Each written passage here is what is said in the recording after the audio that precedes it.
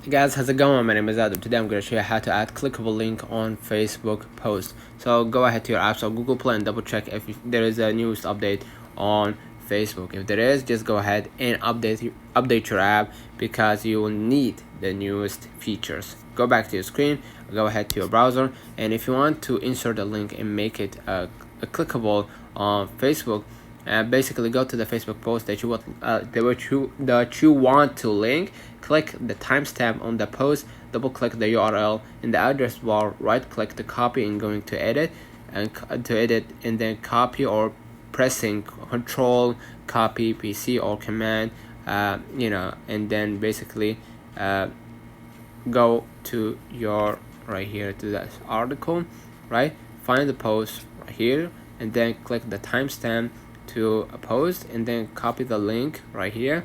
And basically what you're gonna do, right click the highlighted text and then copy it, and after you copy it, paste it anywhere, such as new post or email messages or on your blog. So let me know in the comments if this video helped you. Don't forget to like and subscribe, and thank you for watching.